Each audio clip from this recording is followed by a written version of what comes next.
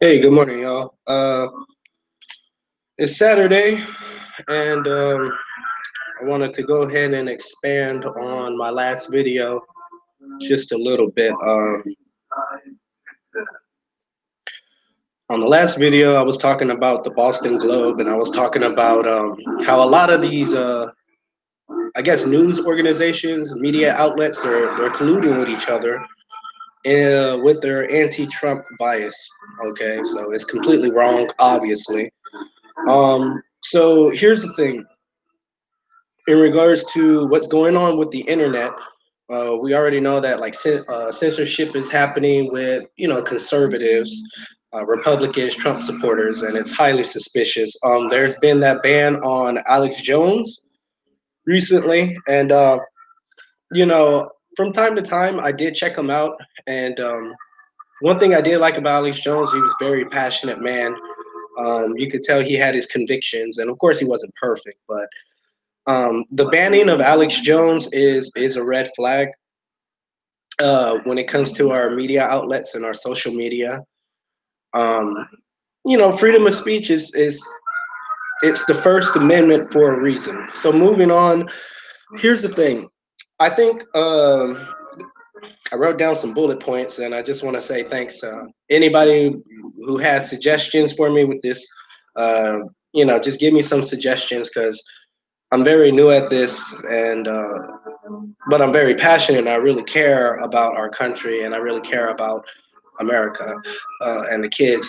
So net neutrality, I think, is kind of the goal with these big tech companies.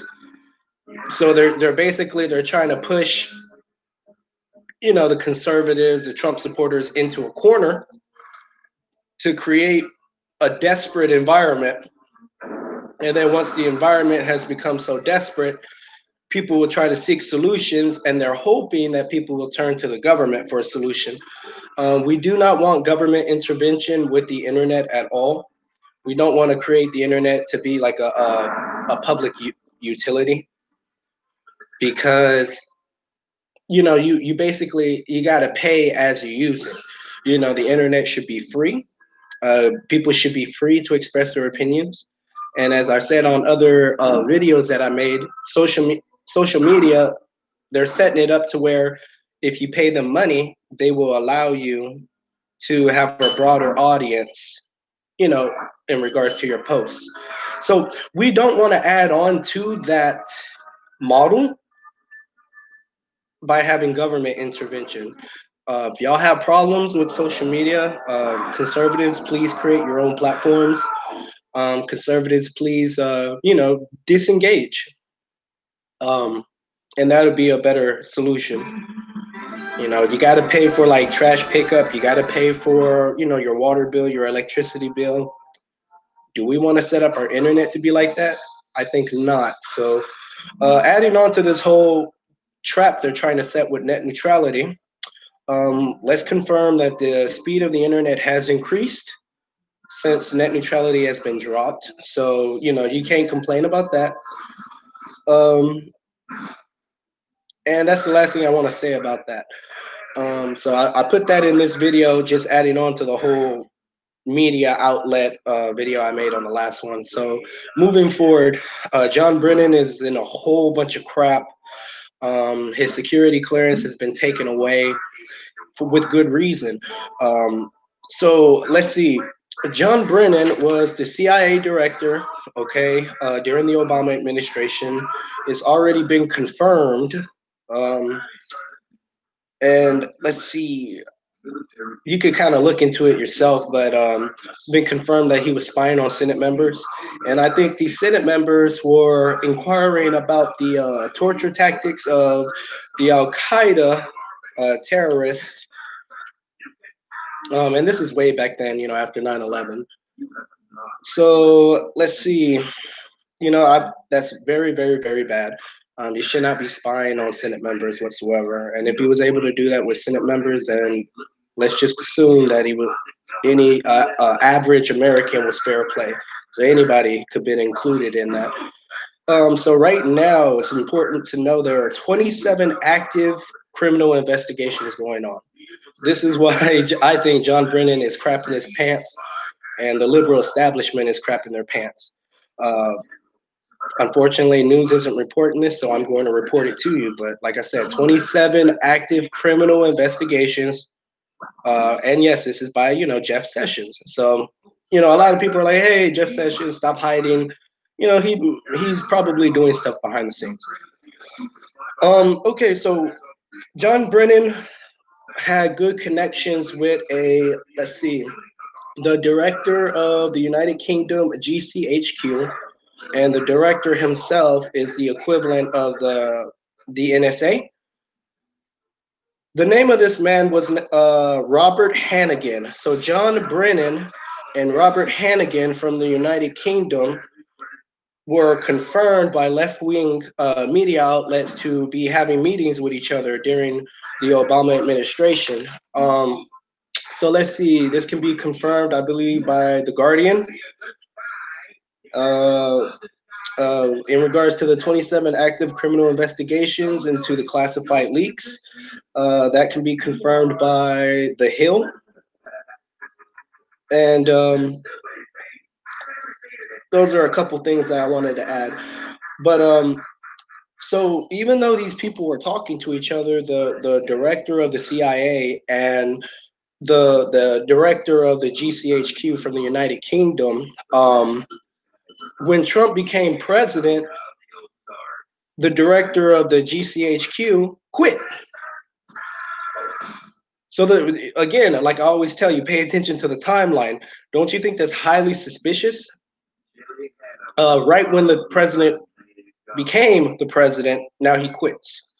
After it's been reported by media, that John Brennan and Robert Hannigan are meeting with each other, and they're exchanging information. And okay, you're like, okay, why does this matter?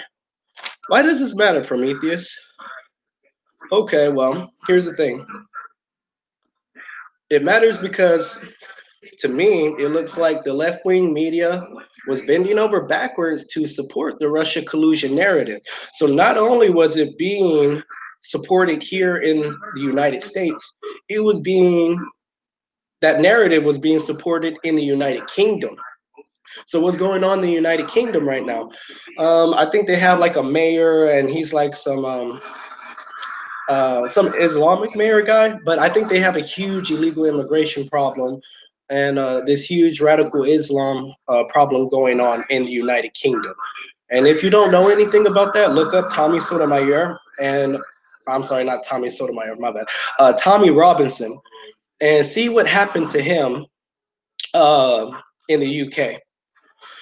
So now you see that two separate countries, now it's multinational, that these people are working together to slander Donald Trump. And what characteristics does Donald Trump possess?